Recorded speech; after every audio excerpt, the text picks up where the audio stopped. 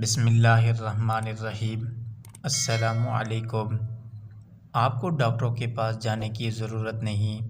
اگر چاہتے ہیں تو آج ہی انہیں بائیکاٹ کہہ دیں اور گھر پر ہی خود اپنا علاج شروع کر دیں۔ صبح ناشتے کی جگہ خالی پیٹ یہ سورہ مبارکہ پڑھ لیں۔ سر سے لے کر پاؤں تک آپ کے جسم کی ہر اندرونی بیرونی بیماری ختم ہو جائے گی۔ پیارے دوستو، اگر کسی گھر میں کوئی بھی انسان کسی بھی بڑی یا چھوٹی بیماری میں مبتلا ہو، خواہ وہ پرانی ہو یا نہیں، اگر کئی علاجوں کے باوجود آپ کی وہ بیماری ختم نہ ہوتی ہو، تو بس آپ نے صبح ناشتے کی جگہ خالی پیٹ یہ سورہ مبارکہ پڑھنی ہے۔ انشاءاللہ اللہ رب العالمین کے فضل و کرم سے آپ کی تمام اندرونی بیرونی بیماری ختم ہو جائیں گی۔ اس سورہ مبارکہ کے پڑھنے کا ہم آپ کو پورا مکمل طریقہ بتائیں گے، جس طریقے سے پڑھنے سے آپ کی تمام روحانی اور جسمانی بیماریاں اللہ کے فضل سے ختم ہو جائیں گی۔ اگر آپ کے گھر میں کوئی بیمار شخص ہے جس کا علاج کروا کر آپ تھک چکے ہیں اور اسے کہیں سے بھی آرام نہیں آ رہا، تو صبح نہار منہ قرآن کریم کی یہ سورہ مبارکہ پڑھ کر اس پر پھونک مار دیں۔ انشاءاللہ اس کی پرانی سی پرانی بیماری بھی جڑ سے ختم ہو جائے گی اور اس کی زندگی میں سکون ہی سکون آ جائے گا۔ پیارے دوستو، ہم سب یہ جانتے ہیں کہ قرآن کریم کے ہر حرف میں شفا، تاثیر، سبب اور برکت اللہ تبارک و تعالیٰ نے رکھی ہے۔ ایسے تمام لوگ جو دنیاوی طور پر بہت زیادہ ڈپریشن اور پریشانی کا شکار ہیں، بیماریوں کے اخراجات کی وجہ سے، خرچوں کی وجہ سے، بے روزگاری کی وجہ سے، تو وہ لوگ بہت زیادہ ذہنی دباؤ کا شکار ہو چکے ہیں۔ ہر وقت سینے کے اوپر بوجھ سارے طے ہیں، چھوٹی چھوٹی بات کی ٹینشن ہے، ہر وقت خود کو بے چین محسوس کرتے ہیں۔ انشاءاللہ آج کی اس ویڈیو میں ہم آپ کے ساتھ جو عمل شیئر کریں گے، اس سے آپ کی تمام تنگ دستیاں، پریشانیاں، مصیبتیں اور غربتیں ختم ہو جائیں گی۔ پیارے دوستو، آج کا یہ عمل شروع کرنے سے پہلے ہم آپ کے ساتھ ایک بہت ہی اہم بات شیئر کرنا چاہیں گے۔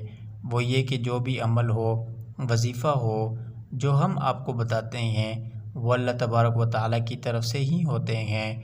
یعنی جو وصف آپ کرتے ہیں وہ اللہ تبارک و تعالیٰ کی ہی کلمات ہوتے ہیں، اللہ کے ذکر ہوتے ہیں، قرآن کریم کی مبارک صورتیں ہوتی ہیں، جن کے وسیلے سے یعنی جن کی طاقت سے اللہ تبارک و تعالیٰ شفا عطا فرما دیتا ہے۔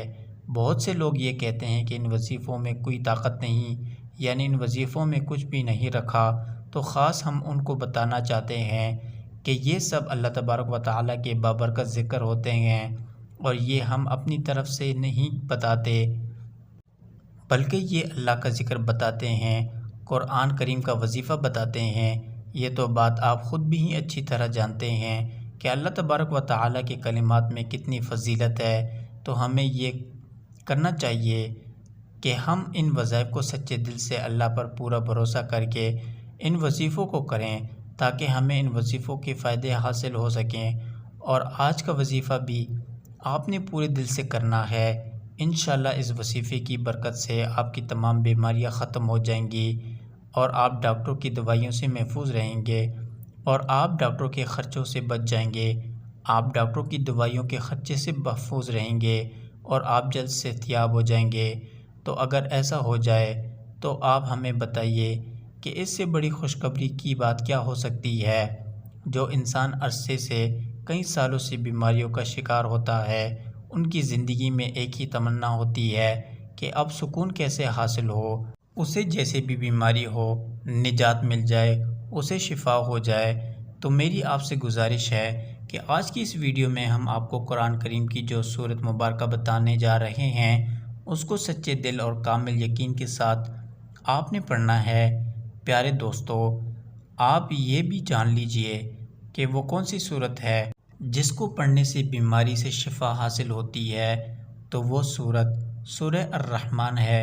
یقیناً سورہ الرحمن کا نام سن کر آپ یہی سوچ رہے ہوں گے، سورہ الرحمن کی تلاوت تو ہم روزانہ سنتے بھی ہیں اور سورہ الرحمن کی تلاوت ہم روزانہ کرتے بھی ہیں، لیکن ہمیں پھر بھی شفا حاصل نہیں ہوتی۔ تو آج کا جو طریقہ میں آپ کو بتانے جا رہا ہوں، اس طریقے کے ساتھ آپ نے سورہ الرحمن کی تلاوت کرنی ہے۔ انشاءاللہ آپ کو ضرور شفا حاصل ہوگی۔ جب ڈاکٹر کوئی میڈیسن دیتا ہے تو اس کا پورا طریقہ آپ کو بتاتا ہے کہ آپ نے یہ میڈیسن اس طریقے کے ساتھ استعمال کرنی ہے، لیکن اگر آپ ڈاکٹر کے طریقے کے خلاف جائیں اور دوا کو اپنے طریقے سے استعمال کریں تو ہو سکتا ہے کہ آپ کو اس کا کوئی اثر دکھائی نہ دے، یا نہیں ہو سکتا ہے اس کا کوئی فائدہ حاصل نہ ہو۔ اسی طرح جو طریقہ میں آپ کو بتانے جا رہا ہوں سورہ الرحمن کا، آپ نے اسی طریقے سے سورہ الرحمن کی تلاوت کرنی ہے۔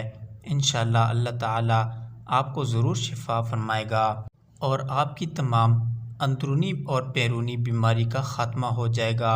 کوئی ذہنی الجھن ہو یا کوئی قلبی بے چینی، کوئی بھی جادو ہو یا پھر آسیب کا سایہ، اس سورہ مبارکہ کو پڑھنے کے بعد آپ کی تمام مصیبتیں اور پریشانیاں ختم ہو جائیں گی اور آپ اپنے حالات کو بدلتے ہوئے دیکھیں گے۔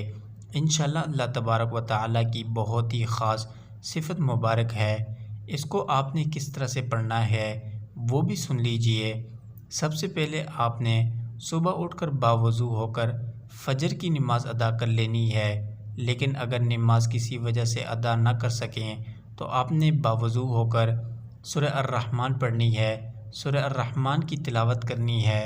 یاد رہے کہ سورہ الرحمن کے 3 رکوع ہیں۔ سب سے پہلے آپ نے سورہ الرحمن کی تلاوت شروع کی اور جب پہلے رکوع پر پہنچ جائیں تو 27 مرتبہ آپ لوگوں نے یا الرحمن یا الرحمن یا الرحمن پڑھنا ہے۔ اس کے بعد جب پھر دوسرے رکوع پر پہنچیں تو پھر 27 مرتبہ یا الرحمن یا الرحمن یا الرحمن پڑھنا ہے، اور جب تیسرے رکوع پر پہنچیں تو دوبارہ 27 مرتبہ یا الرحمن پڑھ لیں، اور جب یہ عمل پورا ہو جائے تو اپنے سامنے ایک گلاس پانی کا ضرور رکھیں، وہ آپ پہلے بھی رکھ سکتے ہیں۔